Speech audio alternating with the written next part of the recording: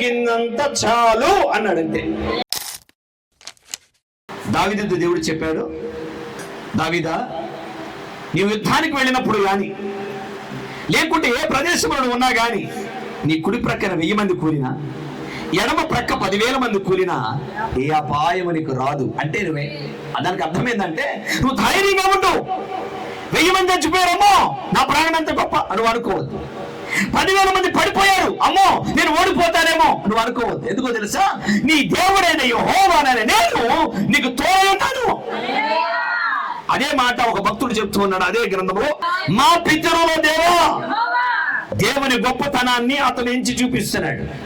దేవుని గొప్పతనాన్ని చూపిస్తున్నాడు. ఏమన్నాడు తెలుసా, మా పితరుల దేవుడైన యెహోవా, నీవు ఆకాశమందు దేవుడవై, ఇంక వేరెవరు లేరు, ఒకడే దేవుడు. ఆకాశంలో ఉన్నవాడు ఒకడే, పర్వత రాజ్యంలో ఉన్నవాడు ఒకడే, మయ్యేలుచున్న దేవుడు ఒకడే, అందరికి ప్రభువు ఆయనే, అందరికి చక్రవర్తి ఆయనే, అందరిని పరిపాలించుచున్న దేవుడు ఆయనే, సర్వలోక చక్రవర్తి ఆయన ఒక్కడే. ఆయన తప్ప మరి దేవుడు లేడు. ఇది నిజం, ఇది వాస్తవం. నువ్వు 1000 మార్లు ఆలోచించినా, 1000 డిగ్రీలు చేసినా, ప్రపంచానికి జ్ఞానవంతుడు అయినా నువ్వు తెలుసుకోవాల్సిన విషయం ఏంటి తెలుసా, ఆయన ఒక్కడే దేవుడు. ప్రైజ్ లార్డ్, దేవుడు స్తోత్రం చెప్పండి. హల్లెలూయా. మా పితరుల దేవుడవైన యెహోవా, నీవు ఆకాశమందు దేవుడవై ఉన్నావు. యెహోవా అనే మాట అంటే చాలండి. నాకు ఎందుకన్నా రక్షణ పొందిన దగ్గర నుంచి యెహోవా అనే మాట చదివాను అనుకోండి, ఎంట్రుకలను నెక్కపొడుస్తాయండి. నిజంగా చెప్తున్నా, అబద్ధం కాదు. నా దేవుని పాదాల దగ్గర చెప్తున్నా. ఎందుకో తెలుసా, ఆ మాటలో ఉన్న శక్తిని పలకగానే నేను ఆస్వాదించినట్టు నా మీదకి దిగొచ్చినట్టు అవుతుంది. ఆమేన్.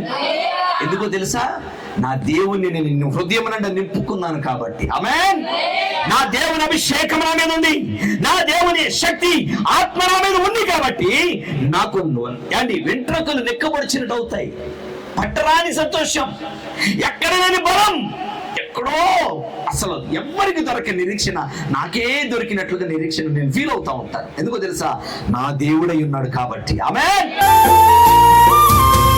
యేసయ్య నామమే బహు పూజనీయము.